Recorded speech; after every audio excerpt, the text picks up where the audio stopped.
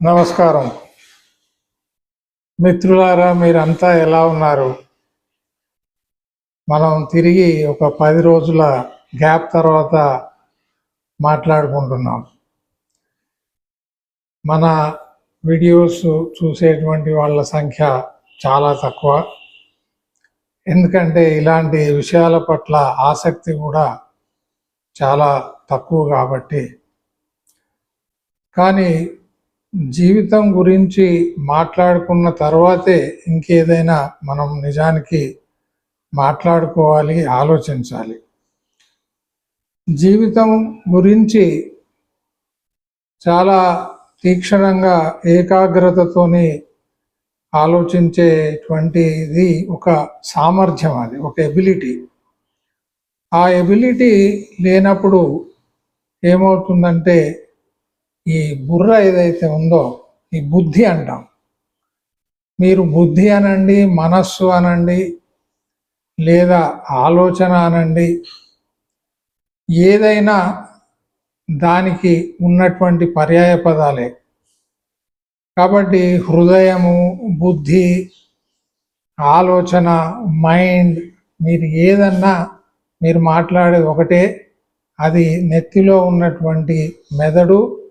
ఆ మెదడుకు ఉన్నటువంటి ఎబిలిటీ, సామర్థ్యం ఏమిటంటే ఆలోచన చేయడం. అది అలా ఎందుకు ఆలోచన చేస్తుంది, ఇంకొకలా కూడా ఆలోచన చేయొచ్చు కదా అని మీరు ప్రశ్నించుకోనంత కాలం ఈ బుద్ధి అది విచిత్రమైనటువంటి వేషాలు వేస్తూనే ఉంటుంది, తాయితక్కలు ఆడుతూనే ఉంటుంది. తర్వాత విధవ చేష్టలు, అంటే పనికి మాలినటువంటి పనులు అది చేస్తూనే ఉంటుంది.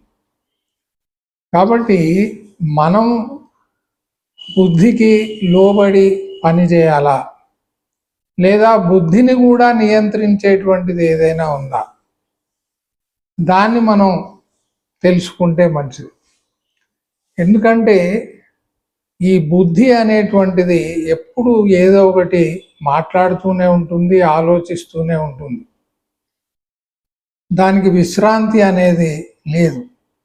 అది ఏ రోజు కూడా ఒక రెస్ట్ఫుల్ స్టేట్లో, ఒక విశ్రాంతి దశలో అది ఉండదు. అంటే ఎప్పుడైతే అది విశ్రాంతిగా ఉండదో అది శరీరాన్ని ఉరుకులు పరుగులు పెట్టిస్తూనే ఉంటుంది. ఎటువైపు పరుగులు పెట్టిస్తుంది? ఏ ఆలోచనలు అయితే వస్తున్నాయో ఆ ఆలోచనల వైపు అది పరుగులు పెడుతుంది. కాబట్టి రెస్ట్ఫుల్ స్టేట్ వర్సెస్ రెస్ట్లెస్నెస్ అంటే మనిషిలో, ముఖ్యంగా ఆధునిక మానవుల్లో విపరీతమైనటువంటి రెస్ట్లెస్నెస్ అనేటువంటిది ఉంది. అది పొందితే ఎలా ఉంటుందో, ఇది దొరికితే ఎలా ఉంటుందో, ఎంతసేపు ఇదే. అంటే అది ఉన్నదానితోనే సంతృప్తి చెందకుండా ఇంకేదో కావాలనేటువంటి ఉబలాటంలో, ఆరాటంలో అది తిరుగుతూనే ఉంటుంది. ఇది కారణం ఏమిటంటే, ఇది ఎప్పటి వరకు జరుగుతుంది? ఇది కేవలం శరీరంలో శక్తి ఉన్నంత వరకే జరిగేటువంటి క్రియ. ఎప్పుడైతే శరీరంలో శక్తి సన్నగిల్లిందో, అంటే ముఖ్యంగా మీరు గమనించండి, వృద్ధులను, అంటే ఓల్డ్ ఏజ్ పీపుల్ని మీరు గమనించినట్టయితే, లేదా తీవ్రమైనటువంటి జబ్బు పడ్డటువంటి వాళ్ళని మీరు గమనించినట్టయితే, వాళ్ళు అలా పడి ఉంటారు అంతే. వాళ్ళకి ఈ ఆలోచనలు కూడా చాలా తక్కువైపోతాయి, ఆలోచనలు తగ్గిపోతాయి. ఆలోచనలు తగ్గిపోవడం వల్ల వాళ్ళు కాస్త నెమ్మదించినట్టు, వాళ్ళు ఒక రెస్ట్ఫుల్ స్టేట్లో ఉన్నట్టు, ఒక విశ్రాంతి దశలో ఉన్నట్టు మనం భావిస్తాం. అందుకే విశ్రాంత ఉద్యోగి అంటాం, అంటే రిటైర్మెంట్ పొందినటువంటి ఉద్యోగి. ఎందుకు రిటైర్మెంట్ ఇచ్చినారు? కారణం ఏమిటి అంటే, ఇప్పుడు వీడి బుద్ధి అంత చురుకుగా పనిచేయదు. ఎందుకంటే ఆ బుద్ధికి కావలసినటువంటి శక్తి ఏదైతే ఉందో దాన్ని ఈ శరీరం సరఫరా చేయలేదన్నమాట. కాబట్టి ఎప్పుడైతే శక్తి తగ్గిపోతుందో, ఈ ఆలోచనల ద్వారా మనిషి పొందాలనుకునేటువంటి తహతహ ఆరాటం అది కూడా తగ్గిపోతుంది. కానీ ఆ లోపే జరగాల్సినటువంటి విధ్వంసం, జరగాల్సినటువంటి నష్టం అంతా జరిగిపోతుంది. అంటే యువతగా ఉన్నప్పుడు, యువకుడిగా ఉన్నప్పుడు లేదా యువతిగా ఉన్నప్పుడు ప్రారంభమైనటువంటి ఈ పరుగు దాదాపు 60-65 సంవత్సరాల వరకు కూడా కొనసాగుతూనే ఉంటుంది. ఆ తర్వాత జరిగేటువంటి పనులు ఏమిటని మీరు అడగవచ్చు. ఆ తర్వాత జరిగే పనులన్నీ కూడా ఒక అలవాటుగా జరిగేటువంటివి. అంటే ఈ స్థితిలో కూడా, వృద్ధాప్య దశలో కూడా ఈ రకమైనటువంటి ఆలోచనలే ఎందుకు వేధిస్తున్నాయి, లేదా మనం ఎందుకు ఇంత రెస్ట్లెస్నెస్గా ఉన్నాము అంటే కారణం ఇప్పుడు అది అలవాటైపోయింది. ఇప్పుడు అలవాటైపోయినటువంటి ప్రాణం కాబట్టి తిరిగి శక్తి లేకున్నా కానీ ఆ విధమైనటువంటి ప్రవర్తనే ఉంటుంది. నేను చెప్పింది మీకు అర్థమవుతుందని నేను భావిస్తున్నాను. ఉదాహరణకు యుక్త వయసులో కోపంగా ఉన్నటువంటి వ్యక్తి వృద్ధాప్య దశలో కూడా కోపంగా ఉండడం, లేదా యుక్త వయసులో అనేక విషయాలను సాధించుకోవాలనుకునేటువంటి వ్యక్తి వృద్ధాప్య దశలో కూడా ఇంకా ఏదో సాధించాలని అనుకోవడం, ఇలాంటివి అన్నమాట.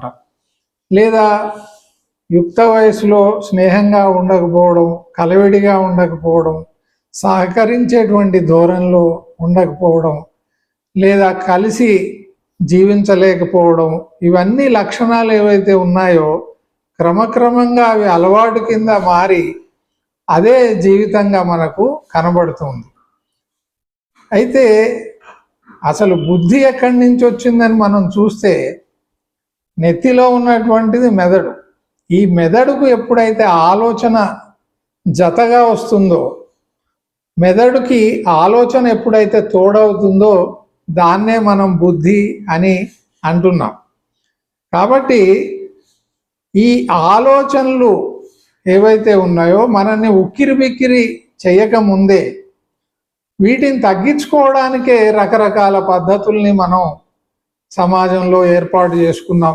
ధ్యానం అని, పూజ అని, తీర్థయాత్రలని, లేకపోతే సేవ అని, సేవాభావంతో చేసేటువంటి పనులు. ఇవన్నీ ఏంటంటే ఉన్నటువంటి వందలాది వేలాది ఆలోచనలను అన్నిటినీ వదిలివేసి కేవలం ఒక పని మీదే మనం ధ్యాస పెట్టడం.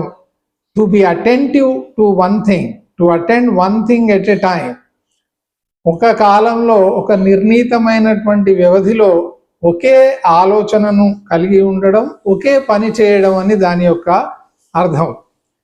ఎప్పుడైతే అనేక ఆలోచనలకి మనం ఆశ్రయం ఇస్తామో, దానికి మనం వీలు కల్పిస్తామో, ఇంకా జీవితం కుక్కలు చింపినటువంటి విస్తరా కావడం ఖాయం. ఎందుకంటే ఇది పరుగులు పెట్టిస్తూనే ఉంటుంది ఒకవైపు నుంచి ఇంకొక వైపుకి. అలా తిరిగి తిరిగి అలసిపోతారే తప్ప తిరిగి మనం ఒక దగ్గర నిలకడగా కూర్చొని అసలు ఇన్ని సంవత్సరాల నా జీవిత కాలంలో నేను సాధించింది ఏమిటి అని ఒకసారి ఆలోచిస్తే ఏమీ ఉండదు అక్కడ. మామూలు జీవితమే ఉంటుంది, సాదాసీదా జీవితమే ఉంటుంది. కానీ ఆరాటంతో కూడినటువంటి జీవితాన్ని నేను గడిపాను, చాలా వాటిని నేను కోల్పోయాను. నేను ఏ రోజు కూడా ఒక పరస్పర సహకార ధోరణిలో బ్రతకలేదు, లేదా శాంతిమయమైనటువంటి, శాంతితో కూడినటువంటి జీవితం గడపలేకపోయాను అనేటువంటిది అర్థమవుతుంది. And that would be too late. కాబట్టి వృద్ధాప్యంలో వ్యక్తి మంచివాడైపోయాడు అంటే దానివల్ల ఒరిగేది సరే, కొంత వాడు ఉండేటువంటి పరిసరాల్లో శాంతియుత వాతావరణం ఉంటే ఉండొచ్చుగాక. ఇది ఎలాంటిదంటే, ఒక ఆవిడ సామెత ఉంది, మొగడు చనిపోయిన తర్వాత ముండ పతివ్రత అయిందని, లేదా భార్య చనిపోయిన తర్వాత వీడు భార్య యొక్క పటం పెట్టుకొని ఆమెను రోజు ఆరాధిస్తూ వచ్చాడంట. అప్పటి వరకు భార్యను వేధించింది వీడే, లేదా ఈమె అకస్మాత్తుగా ఆ పతిదేవుడి యొక్క ఫోటో పెట్టుకొని రోజు పూజలు చేయడం, ఇది కూడా అలాంటిదే. కాబట్టి కోల్పోయిన తర్వాత మనం మారతాము అనే బదులు కోల్పోక ముందే మనము శాంతికి చాలా ప్రాధాన్యత ఇస్తే జీవితంలో అద్భుతమైనటువంటి ఫలితాలు మీరు సాధిస్తారు. చాలా అద్భుతమైనటువంటి విజయం మీ సొంతం అవుతుంది. అంటే ఒకటి, నెంబర్ 1, ఈ మెదడులో వచ్చేటువంటి విపరీతమైన ఆలోచనలకి మనం చెక్ పెట్టకపోతే, వాటిని మనం అక్కడే ఆపకపోతే, ఎలా ఆపుతాం? బలవంతంగా ఆపితే లాభం లేదు, మళ్ళీ మళ్ళీ వస్తాయి. అది గ్రహించాలి. వీటి వల్ల నేను ఏం పొందుతున్నాను, ఏమి కోల్పోతున్నాను. సింపుల్. ఎందుకంటే ప్రపంచం మొత్తం కూడా కారణము ఫలితము ఈ రెండిటి మీదనే ఆధారపడి ఉంది. మీరు ఎలాంటి ప్రయత్నం చేస్తారో దానికి తగ్గట్టుగానే మీకు ఫలితం ఉంటుంది. కానీ మామిడికాయ టెంక పెట్టి మీకు వేప చెట్టు రావాలంటే వేప చెట్టు రాదు, లేదా వేప గింజలు పెట్టి నాకు మామిడి కాయలు రావాలి ఆ చెట్టు కంటే వచ్చే పని కాదు. ఇదే సృష్టి రహస్యం. సృష్టి రహస్యం ఏమిటంటే కాజేషన్, అంటే కారణము ఫలితము, వీటి మీదనే మొత్తం సృష్టి అంతా తిరుగుతూ ఉంది, ప్రపంచం అంతా తిరుగుతూ ఉంది. సో మానవ జీవితం కూడా దానికి అతీతం కాదు. కాబట్టి సరి అయినటువంటి ఆలోచనలు, అంటే ఆరోగ్యకరమైనటువంటి ఆలోచనలు, తర్వాత ఆరోగ్యకరమైనటువంటి పనులు. మూడవది, ఒక కాలంలో కేవలం ఒక పని మాత్రమే చేయడం. ఒక పని చేస్తూ ఇంకొక పని గురించి ఆలోచిస్తే మీరు చేస్తున్నటువంటి పనికి మీరు న్యాయం చేయలేరు. ఇది మూడవది. నాలుగవది ప్రాధాన్యత. మీకు జీవితంలో మీ ప్రయారిటీ ఏమిటి, ఆ ప్రాధాన్యతను అనుసరించి వీలైతే ఒక పేపర్ మీద రాసుకొని నా ప్రాధాన్యత ఏమిటి, నా ప్రాధాన్యత కుటుంబం, లేదా నా పిల్లలు, లేదా నా కెరియరు, లేదా నా సంతోషం ఏమిటో అవి వరుసగా రాసుకుంటే మనమేమిటో మనకు అర్థమవుతుంది. తీవ్రమైనటువంటి అసంతృప్తి ఎందుకు వచ్చింది జీవితంలో, ఈ ఆరాటం ఎందుకు వచ్చింది, ఈ ఆలోచనలతో ఎందుకు సతమతం అవుతున్నాం, ఉక్కిరి బిక్కిరి అవుతున్నాము? ఎందుకంటే మన ప్రాధాన్యతలు ఏమిటో, మన ప్రయారిటీస్ ఏమిటో మనమే ఇంకా తెలుసుకోలేకపోయాం. కాబట్టి వీటిపైన మీరు దృష్టి పెట్టి దీనిపైన ధ్యాస పెట్టండి. పెట్టిన తర్వాత మీకు ఏమనిపిస్తుందో అది మీ కామెంట్స్లో పేర్కొనండి. నమస్కారం.